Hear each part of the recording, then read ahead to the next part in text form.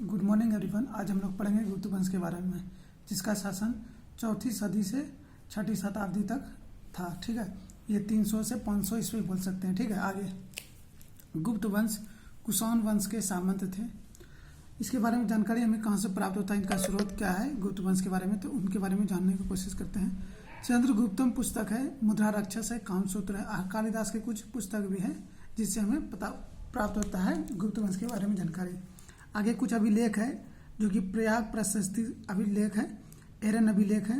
ठीक है, मुद्राएं और विदेशी यात्राओं के द्वारा पता चलते हैं, जैसे हैंसोंग आए थे, फायोन आए थे, उनके द्वारा भी गुप्त वंश के बारे में थोड़ा थोड़ा जानकारी प्राप्त होता है। तो गुप्त वंश के संस्थापक हम बताएं श्रीगुप्त हैं। ठीक है, और उसके दूसरे शासक हैं घटोत्कच।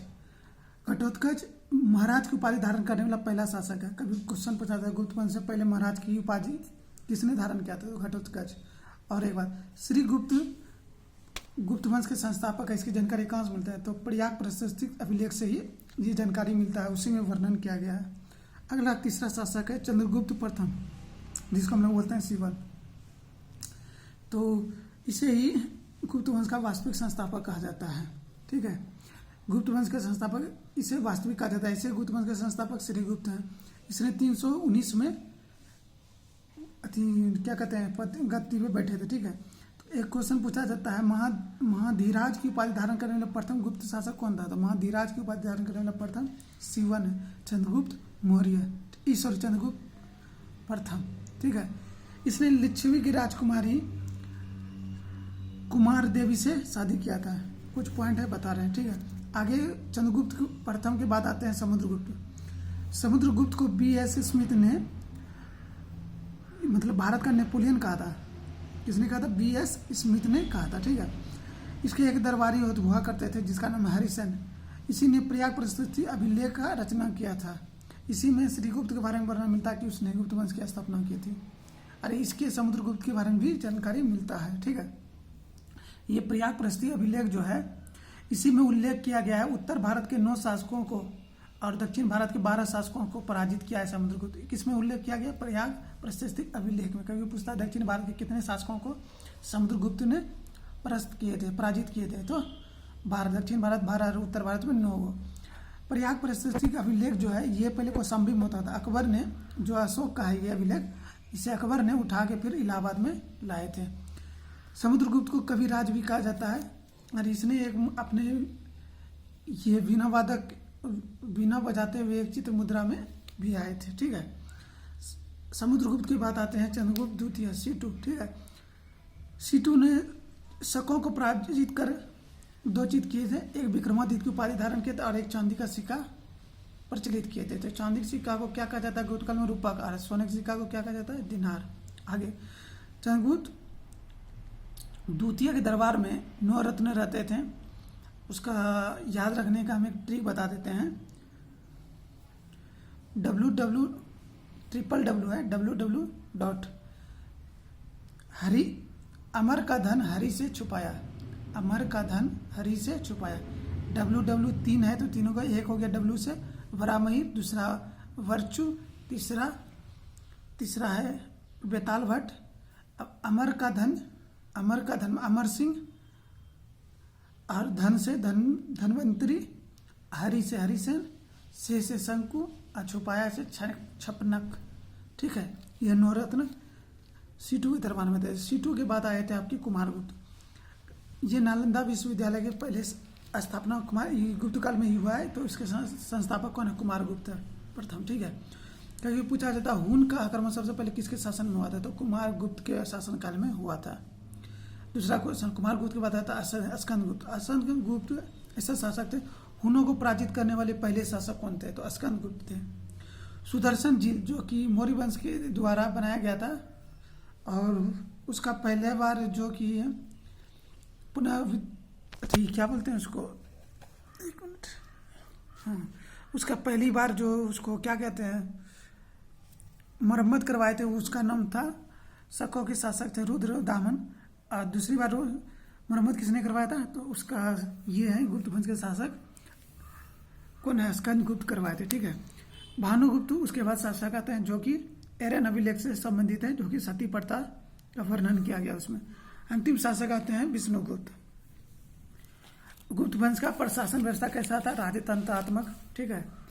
इसमें सामंत व्यवस्था प्रचलन था, जैसे देश को गोपना कहा जाता था। अब भुक्ति को उपयुक्त कहा जाता, विषय को विषयपति कहा जाता, ग्राम को ग्रामिक कहा जाता था। ये शासन व्यवस्था था, कुछ बता दिए। अभी हम तो बताएं भानुगुप्त का किस अभिलेख से संबंधित? एरन अभिलेख से, जिसमें सती प्रथा का वर्णन किया गया है। कृषि अर्थव्यवस्था का आधार क्या था? मतलब कर कितना लिया जाता था? 1/4 लिया जाता है। 1/4 से 1/6 तक लिया जाता है, क्योंकि 1/6 भी मिलता है। व्यापार के लिए श्रेणी व्यवस्था की अध्यक्ष को क्या कहते हैं? ज्येष्ठक कहते हैं। गुप्त काल का प्रमुख बंदरगाह था एक ताम्र लिपि, याद रखिएगा। और सोने के सिक्के को दिनार कहा जाता है, और चांदी के सिक्के को रुपया कहा जाता है। और एक है प्रमुख व्यापार केंद्र गुप्त काल में कौन सा था? उज्जैन था।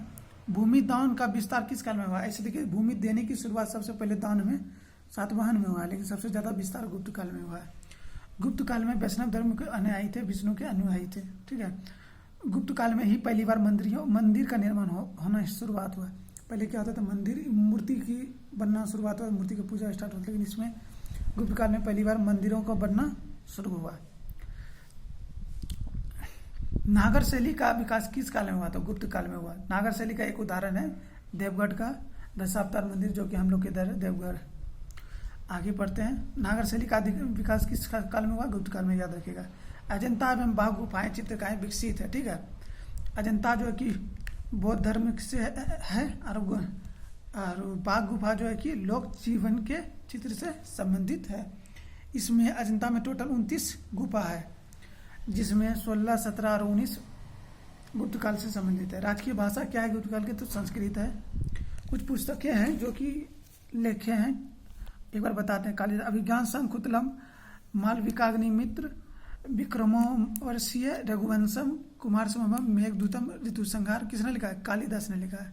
पंचतंत्र विष्णु शर्मा, कामसूत्र बतासना, अमर कोश अमर सिंह, मृच्छकटिकम क्षुद्रक, ब्राह्मणीर एक पुस्तक लिखे हैं। ब्राह्मणीर भी लिखी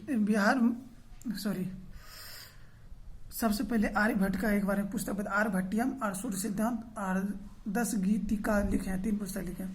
आर्यभट्ट ने सबसे पहले बताया कि पृथ्वी सूर्य की 4 ओर परिक्रमा करते हैं। उसके बाद ब्राह्मणीर बताया कि चंद्रमा पृथ्वी को 4 ओर घूमते हैं, पृथ्वी सूर्य की 4 ओर परिक्रमा करता है। ये पूरा लाइन पूरा किए कि चंद्रमा पृथ्वी का और पृथ्वी सूर्य का, और आर्यभट्ट बोले थे सिर्फ पृथ्वी सूर्य की परिक्रमा करते हैं। अब आते हैं ब्रह्म सिद्धांत, जिसने ब्रह्मगुप्त दिया। भारत का न्यूटन भी ब्रह्मगुप्त को ही कहा जाता है। कुछ MCQ क्वेश्चन है, थोड़ा फटाफट देख लेते हैं।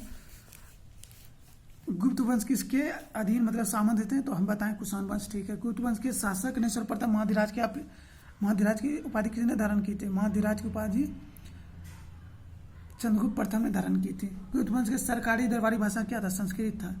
B.S. स्मिथ ने विजय होकर भारत के नेपोलियन किसे कहकर पढ़ाए थे? समुद्रगुप्त को पढ़ाए थे। गुप्त वंश का वह राजा कौन था जो हुनों का आक्रमण को रोका था? रोका किसने था? स्कंदगुप्त। किसके शासनकाल में पहली बार आक्रमण हुआ था हुन का? कुमारगुप्त। गुप्त वंश किस लिए प्रसिद्ध था? तो कला और स्थापत्य के लिए प्रसिद्ध था। अजंता कलाकृति किससे संबंधित है? गुप्त काल से। एलोरा बोलेगा तब आगे बढ़ेंगे, ठीक है। पल्लव वंश तब आ जाएंगे।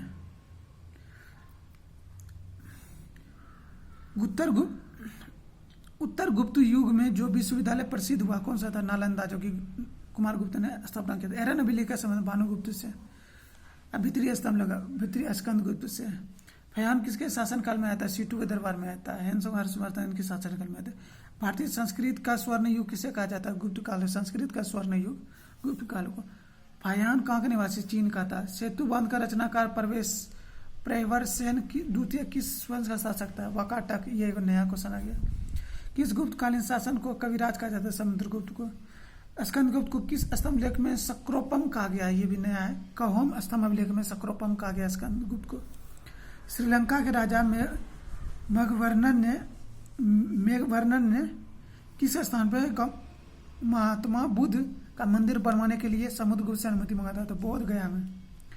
मंदिर निर्माण का कला का जन्म सर्वप्रथम किस काल में? मंदिर निर्माण का, मूर्ति का नहीं, मंदिर का तो गुप्त काल। चंद्रगुप्त ने विक्रमादित्य की उपाधि कब धारण की थी? जब शकों का पतन हुआ था, ठीक है। गुप्त काल का सर्वाधिक लोकप्रिय देवता कौन सा? विष्णु के वैष्णव देवता को मानते थे। सीटू ने अपनी किस विजय की खुशी में चांदी सीखा था? तो शकों को पराजित किया था, उसके भी उपलक्ष्य में ही किया था। मरोल जो स्थित लोह स्तंभ का निर्माण है किस सदी में बनी थी? 4वीं सदी में, जो कि सीटू से संबंधित है। गुप्तकालीन शासन प्रणाली किस प्रकार की व्यवस्था है? राजतंत्रात्मक है, राजा का चलता था। अजंता की गुफाओं में किन गुफाओं का वर्णन निर्माण गुप्त काल में हुआ? हम बताएं 16, 17 और 19 हुआ है। अमरकोश के लेखक अमर सिंह किसके दरबार में रहते थे? सीटू के दरबार में रहते थे। नवरत्न में नहीं है, क्या बताया? www.com। अमर का धन हरि ने छुपाया, ठीक है। गुप्त संवत 319 से 200 के ईस्वी, 319 से 320 के सीटू ने चलाया था। किसके उपलक्ष्य में पूछा जाता था? अपने राजोहरण के स्मारक के रूप में चलाया था। सारनाथ का धूमेक स्तूप का निर्माण किस काल में हुआ था? धूमेक स्तूप जो कि सारनाथ में है, गुप्त काल में हुआ था, याद रखिएगा। एक बहुत तरह स्तूप है, 84,000 स्तूप है, टोटल स्तूप है। गुप्त काल में सोने के मुद्रा को दिनार, चांदी का रुपयक। गुप्त काल में भू राजस्व की दर कितना थी? भू राजस्व की दर 1/6। नगरों का क्रमिक पतन किस काल की महत्वपूर्ण विशेषता है? तो नगर का पतन बारी बारी से होने लगा, ये गुप्त काल की विशेषता है। किस वंश के शासक ने मंदिर एवं ब्राह्मणों की सबसे अधिक ग्राम अनुदान में दिया था? गुप्त काल में। अभी तुरंत बताएं, सबसे पहले गांव दान, जमीन दान में देने में कहाँ की शुरुआत किया था? सातवाहन। सर्वाधिक विस्तार किसने हुआ? गुप्त काल में। मालविका अग्निमित्र के लेखक कालिदास हैं। समुद्रगुप्त की सैनिक उपलब्धियों का वर्णन उसके किस अभिलेख में मिलता है? समुद्रगुप्त है तो प्रयाग प्रस्ती का अभिलेख, जिसकी रचना किसने की थी? अभी हम बताए थे, आप बताइएगा बाद में। किस काल में स्त्रियों की तुलना पुरुषों के बराबर की थी? तो गुप्त काल में ही की थी। कौन सा राजवंश हुनों का आक्रमण से अत्यंत विचलित हुआ था? गुप्त वंश ही ज्यादा विचलित हुए थे। अजंता गुफा के सिरिकी जैसी गुफाएं मध्य प्रदेश में कहाँ है? बाघ, जो कि धार में पाए जाते हैं। गुप्त वंश की प्रथा आरंभ हुई थी 319 से 500 ईस्वी तक, 4वीं शताब्दी से 6वीं शताब्दी तक। बाल विवाह का प्रथा किस काल में शुरू हुआ था? तो बाल विवाह का प्रथा गुप्त काल से शुरू हुआ था।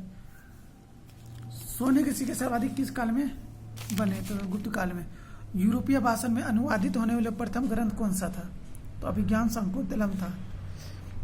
एक पूछता है कि सबसे कौन सा भारतीय ग्रंथ है जो कि सबसे ज्यादा विदेशी भाषाओं में अति हुए हैं, कन्वर्ट हुए, मतलब वो पंचतंत्र है, याद रखिए। सती प्रथा का उल्लेख पहले कहाँ मिलता है? ईरान। गुप्त वंश के शासक एक बार देख लीजिए, पहले चंद्रगुप्त आते हैं, फिर समुद्रगुप्त, फिर सीटू आते हैं, फिर कुमारगुप्त, फिर स्कंदगुप्त। इस टाइप से कुछ क्वेश्चन था, इसलिए बता दें, एक तरह से याद रखिएगा शासक का। गुप्तकालीन सिक्कों का सबसे बड़ा ढेर कहाँ से पाया? ना भरतपुर से पाया गया था। नालंदा विश्वविद्यालय के कुमारगुप्त प्रथम थे। विशाख दत्त एक नाट्य है। ब्राह्मण खगोल विज्ञान है। चरक क्या है? चिकित्सक है। ब्रह्मगुप्त क्या है? गणितज्ञ है। सीटू के काल में विद्या, कला व साहित्य का महान केंद्र कौन सा था? सीटू के समय एक उज्जैन था, और व्यापार का भी केंद्र उज्जैन ही था, याद रखिए। कालिदास किस कृति की गिनती विश्व के 100 प्रसिद्ध साहित्य कृतियों में है? अभिज्ञान शाकुंतलम का। किस शासक ने बीना बजाते हुए आकृति का सिक्का जारी किया था? तो समुद्रगुप्त ने किया था। एक नवनीतकम पुस्तक है जो किससे संबंधित है? चिकित्सक से संबंधित है, ठीक है। उसके लेखक कौन है पूछा जाता है करके, ठीक है। आएगा आगे। धन्वंतरी ने लिखा था। किसने लिखा था? धन्वंतरी ने। 3 तरह का सिद्धांत है। पंच सिद्धांत ब्रह्मगिर ने दिया था। सूर्य सिद्धांत किसने दिया था? आर्यभट्ट ने दिया था। और ब्रह्म सिद्धांत किसने दिया था? ब्रह्मगुप्त ने दिया था। तीनों याद रखिएगा। तांबा का सिक्का जारी करने वाला गुप्त शासक कौन था? तो रामगुप्त था। नया आ गया है। महरौली लोह स्तंभ सीटू से बता दिए थे। महाधिराज की उपाधि किसने धारण की थी? आपको पता है, शिवन। अश्वमेध पराक्रम की उपाधि किसने? समुद्रगुप्त ही धारण की थी। परम भागवत की उपाधि किसने धारण की? सीटू ने धारण की थी, ठीक है। किस गुप्त शासक ने दक्षिणापथ में 12 राज्यों पर धर्म विजय प्राप्त किया था? अभी हम बताएं किस प्रयाग प्रस्ती अभिलेख में 12 को दक्षिण में है, 9 उत्तर में विजय का वर्णन है। किस अंतिम शासक ने रुद्रदामन तृतीय को पराजित कर उसकी हत्या कर शकों का अंतिम से रूप से उन्मूलन किया है? शकों का उन्मूलन कौन किया था? सीटू ही किया था। आगे देखते हैं। पंच सिद्धांत किसने लिखा? ब्राह्मण। ब्रह्म सिद्धांत किसने लिखा है? ब्रह्मगुप्त। सूर्य सिद्धांत आर्यभट्ट है। नवीनीकतम अभी बताएं चिकित्सा संबंधी धन्वंतरी लिखा है। सुदर्शन झील के बारे में बता दिए हैं कि पहली बार मौर्य वंश बना, उसका पहली बार रिपेयरिंग किसने किया? तो शक शासक रुद्रवान, दूसरी बार किसने? स्कंदगुप्त। किराता जुर्नियम जो कि भारवी लिखे हैं आप, भारवी किसके दरबार में थे? वो हम लोग पढ़ेंगे पल्लव वंश में, ठीक है, वो पल्लव वंश में पढ़ेंगे। तो पल्लव वंश में सिंह विष्णु जो संस्थापक, उसी के दरबार में रहते थे भारवी। दासकुरम चरित के लेखक दंडी, ये पढ़ेंगे थी में, क्या बोलते हैं, आगे है पढ़ेंगे, चालुक्य वंश में है। मर्चकटिकम के लेखक क्षुद्रक। मिहिर कुल का संबंध किससे था? हून से था। रेशम बुनकरों की शहरी की जानकारी किससे मिलती है? दसपुर शिलालेख से मिलती है। परम भागवत की उपाधि किसने धारण की थी? अभी तुरंत बताए, समुद्रगुप्त। ज़्यादा कुछ जानकारी नहीं है इसमें, जो भी है। अब इसके बाद हम दक्षिण भारत का कुछ बचा हुआ है, जो पल्लव वंश, चालुक्य वंश और चालुक्य, तीनों बतापी था और क्या था, वेंगी था, कल्याणी और चोल बचा हुआ है। हम ये अभी बताएंगे इसके बाद, ठीक है। उसके बाद और कुछ तो बचा नहीं है। उसके बाद एक वर्धन वंश बचा है, पुष्यभूति वंश बोलो या वर्धन वंश, उसको बताएंगे, फिर खत्म प्राचीन भारत। धन्यवाद।